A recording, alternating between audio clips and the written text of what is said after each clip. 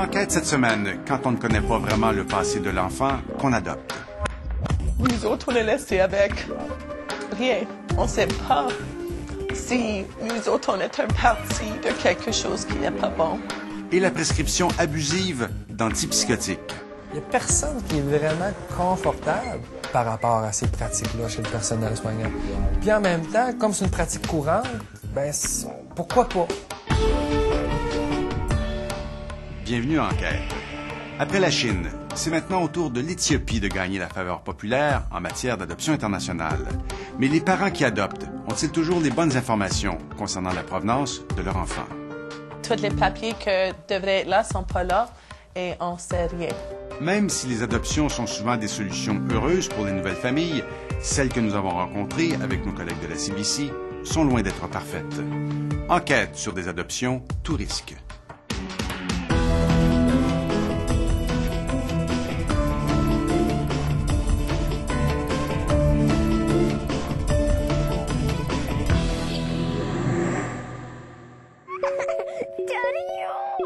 Imaginez que vous adoptez un enfant à l'autre bout du monde en pensant changer sa vie. Vous croyez lui donner une famille, mais il croit que vous lui avez enlevé la sienne. Imaginez que votre expérience d'adoption tourne au cauchemar. Pourquoi est-ce qu'il y a tellement de différence entre ce qu'ils nous disent et la vérité? Elle nous a demandé « Pourquoi m'avez-vous adopté ?» Nous avions l'impression d'être complices d'un crime très grave. Au Canada, nous avons fait enquête sur l'agence d'adoption CAFAC. Les familles que nous avons rencontrées en avaient gros sur le cœur. Depuis 2 ans, Christine Ferris et Doug Hopwood partagent leur vie avec leur fille adoptive Tseganet. Tseganet était l'enfant parfaite, jusqu'à ce que la nouvelle famille découvre la vérité troublante qui se cachait derrière cette adoption. En juillet 2005, Christine et Doug s'inscrivent auprès de CAFAC. Cette agence manitobaine est un des 2 organismes canadiens à faciliter les adoptions en Éthiopie. CAFAC a été fondée par Roberta Galbraith et Deborah Northcott. Elles ont adopté des enfants en Éthiopie et ont voulu aider d'autres familles à faire la même chose. En juillet 2006, Christine et Doug reçoivent ce document officiel qui leur propose une fillette en adoption. Ils sont tout de suite charmés par la photo de cet enfant. Mais ils découvrent rapidement qu'il y a quelque chose qui cloche. Nous étions très confus parce que les documents indiquaient qu'elle avait 4 ans, mais en regardant la photo, ça paraissait improbable. On disait qu'elle avait été retrouvée abandonnée, que sa mère et son père étaient morts. Leur nom inconnu. Cela nous paraissait étrange. Si vous savez qu'une personne est morte, comment pouvez-vous ignorer son nom? Et il y a d'autres informations contradictoires à propos des parents. D'après les documents, la fillette habitait avec eux avant d'être abandonnée. Pourtant, on y lit aussi que ses parents sont morts. Quelle est la vérité? A-t-elle perdu ses parents ou a-t-elle été abandonnée? Dès le début, nous n'étions pas à l'aise avec cette histoire. Nous voulions trouver des réponses à nos questions, mais on ne pouvait compter sur l'aide de personne. Les Hopwood disent que CAFAC leur promet alors de chercher plus d'informations. Rassurés, les parents finalisent l'adoption et ramènent l'enfant à la maison. Mais à son arrivée au Canada, Tseganet fait de violents cauchemars et crie des noms dans sa langue maternelle durant son sommeil. La petite ne parle pas anglais et est incapable de communiquer son désarroi. Some of them I just woke up and felt really bad, sad, because about my family. Ça a été le premier indice que d'autres personnes existaient dans sa vie. Le nouveau papa n'avait pas fini de s'étonner. Les Simmons aussi rêvaient d'une histoire parfaite lorsqu'ils ont décidé d'adopter. Mais lorsqu'ils ont vu Joshua pour la première fois en Éthiopie, ils ne pensaient pas qu'il survivrait au voyage de retour. Il était tellement mince, il avait une fièvre, vraiment, il était tellement chaud, il était malade, vraiment, vraiment malade. Arrivé au Canada, Le petit garçon a été immédiatement hospitalisé. Cette lettre de son pédiatre confirme que l'enfant était effectivement très malade.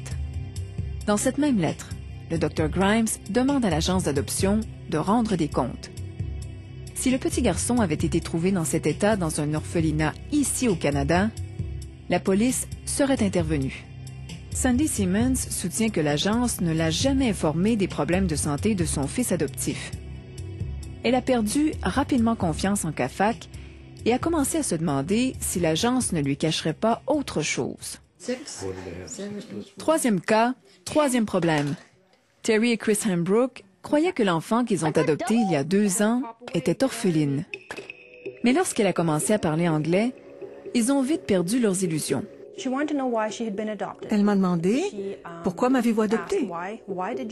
Mais parce que tu étais orpheline, ta mère et ton père sont morts en Éthiopie, tu étais dans un orphelinat, tu avais besoin d'une nouvelle maman et d'un nouveau papa, et nous, on voulait une fille, alors on t'a adopté.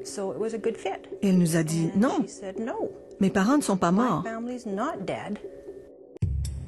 Le couple ne sait pas qui croire. La fillette affirme que ses parents sont en vie en Éthiopie, alors que d'après CAFAC, sa mère est morte. Nous étions sous le choc. Nous nous sommes demandé pourquoi est-elle avec nous. Les Hembrook disent qu'ils ont demandé à CAFAC de leur trouver plus d'informations sur la famille de Daci. L'agence a promis de le faire, mais n'y a pas donné suite.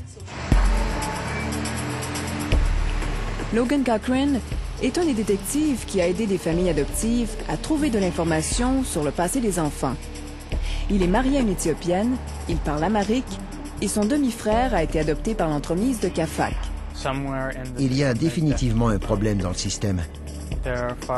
Trop de familles ont reçu de fausses informations.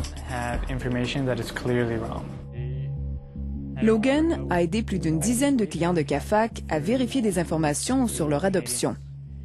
Il a découvert que plusieurs enfants décrits par CAFAC comme étant orphelins ne l'étaient pas. Et dans certains cas, des familles biologiques avaient été mal informées sur la nouvelle vie de leur enfant.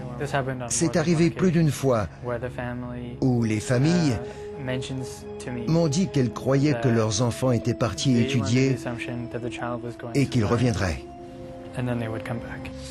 Logan est l'un des 2 détectives embauchés par Lyle et Sandy Simmons. Lorsqu'il a fait enquête dans les bureaux du gouvernement éthiopien, il n'a pas réussi à trouver les documents d'adoption originaux du petit Joshua. Sandy était sous le choc. Tous les papiers qui devraient être là ne sont pas là et on ne sait rien. Alors, c'est là où on reste, on ne sait rien. Terry et Chris ont aussi eu recours à un détective. En une journée, il a retrouvé la mère biologique de Daci. Elle a confirmé que sa fille avait bien 6 ans et non 4 lorsque les Hembrook l'ont adoptée. Lorsque nous avons appris que sa mère était vivante, nous nous sommes demandé, est-ce que mon enfant a été kidnappé? Est-ce que la mère biologique le sait? Terry est désespérée en apprenant la nouvelle. Doit-elle redonner Daci à sa mère biologique? Pour y voir plus clair, elle décide de retourner en Éthiopie pour rencontrer cette femme. Elle apprend que Daci n'a pas été kidnappée, mais plusieurs questions demeurent inexpliquées. Lorsque j'ai rencontré sa mère, elle était sidérée. Selon les papiers d'adoption, on la considérait comme morte. Je voulais m'assurer que la mère de Daci comprenne que nous avions adopté sa fille, qu'elle ne reviendrait pas, mais que nous voudrions garder contact avec elle. Daci aime toujours sa famille biologique. Elle a vécu 6 ans avec eux. Elle ne peut pas effacer tout ça. Doug et Christine, eux, n'auraient jamais cru qu'ils découvriraient la vérité sur le passé de Tseganet dans un restaurant éthiopien de Vancouver. C'est à cette femme, la chef du restaurant, que Tseganet a raconté son histoire en amharique. Bélé a tout traduit aux parents Hopwood. I know everybody. I know her grandma, her grandpa. I know her mom, but she passed away. Mom, dad passed away. Yeah. I know her auntie. You know what? Her family is close to my mom's house. Ça nous semblait incroyable. It was kind of like I was living in a mystery movie with this amazing coincidence. C'était une coïncidence étonnante. Tout ça parce qu'on nous avait fait croire qu'on ne saurait jamais la vérité. We had been led to believe in this myth of You could never learn the truth. Tsiganet a donc bel et bien une famille éthiopienne. Here's my grandpa and here's my grandma. Tsiganet me montre des photos prises par Bailey et des amis qui ont rendu visite à sa famille depuis son adoption. Ses parents sont bel et bien morts, comme l'affirment les documents d'adoption. Mais la petite fille a été prise en charge par ses grands-parents qui, eux, sont toujours en vie. L'enfant a aussi une tante et des cousins qui habitaient tous la même maison. Ce n'est pas clair comment Tsiganet s'est retrouvée entre les mains de Kafak, mais elle se souvient de son séjour à la maison d'accueil d'Addis Abeba. Cette femme, Herigwen Biran, est responsable de la maison de Kafak en Éthiopie. Tsiganet dit qu'elle lui a demandé de mentir à propos de son âge et de sa famille. They thought that Canadian people wouldn't like to adopt older people, older kids. So what did they tell you? They told my mom and dad that I was 4, and they told me not to tell that I was 6. What did you think about that? I listened to the rules. Tsiganet se souvient que les enfants étaient punis brutalement s'ils contrevenaient au règlement. She just always used to hit kids, and she always used to come to the orphanage, and she's like, now who's been bad? Toutes ces familles se sont plaintes à Kafak. Certaines ont envoyé des plaintes formelles au gouvernement du Manitoba qui émet le permis de l'agence. Elles attendent toujours une réponse claire pour comprendre pourquoi le mystère plane sur leur adoption. La seule façon de répondre à cette question, c'est d'aller vérifier nous-mêmes en Éthiopie. Après la pause, d'où viennent véritablement Tsiganet, Dassi et Joshua? Et plus tard dans l'émission, un médicament qui peut avoir des effets secondaires graves. Cette personne-là, on lui donne ce médicament-là, mais il n'est pas impossible que dans les 10 à 12 semaines, elle décède des conséquences de ce médicament-là.